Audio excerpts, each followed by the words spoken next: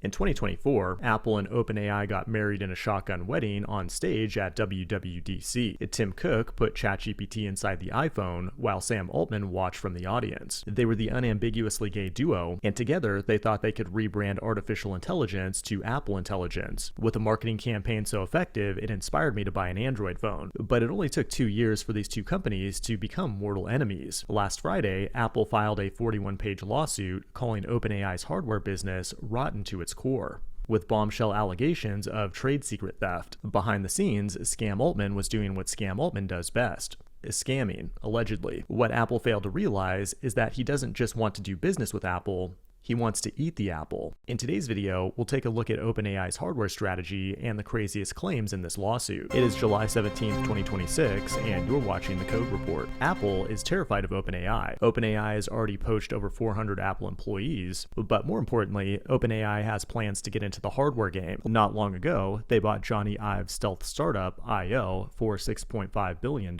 That's over $3 billion per lowercase letter. Johnny Ive spent about 30 years at Apple and worked closely with Steve Jobs to create the visual language for the iPhone, iMac, iPod, and so on. But now he's working with Sam on a device that wants to make your iPhone obsolete. No official details have been released, but we just got a leak a few days ago. And apparently, this futuristic device is a mobile, screen-free home smart speaker. A quote, OpenAI believes the product's defining feature will be its personality and ability to connect on a human-like level with users. The speaker incorporates mechanical elements that can move on their own, creating a sense that it's alive and not just an object responding to commands. You heard that right. It sounds like they're basically just building an Alexa smart speaker with that voice they stole from Scarlett Johansson in the Johnny Ive design language. But I highly doubt that's going to be a successful product because I've watched every single Husk IRL video. Tell me a fun fact about Mike. Sure. A fun fact about Mike Hogg is that he and Tony grew up surfing together.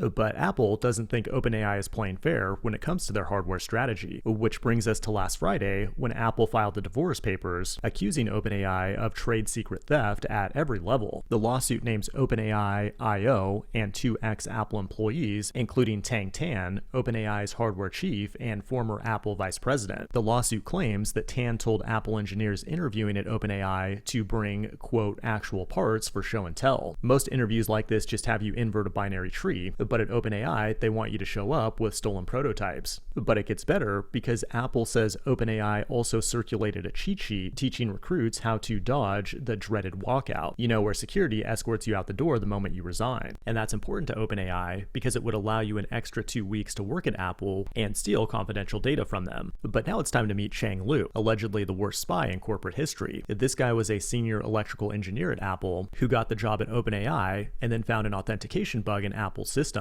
He celebrated it on unencrypted channels, texting a coworker, "Laugh out loud, I found out I can access the network storage, so funny," to which she replied, "I'm ready." And what's even better is he allegedly did the accessing from her Apple-issued work laptop, which of course is owned and monitored by Apple and collected on your way out. Then, hours after quitting, he allegedly texted, "I still have another computer," referring to a second Apple machine that he planned to keep using even after he quit. And he would have gotten away with it too, had Apple not found that message on the company laptop. And this whole situation is proof that just because you're a 10x engineer, it doesn't necessarily mean that you're also going to be a 10x criminal. But at the end of the day, I don't feel that bad for Apple, because you might remember 50 years ago, Steve Jobs went on a tour of Xerox PARC, and after seeing things like the GUI and the mouse, he had his engineers steal these ideas.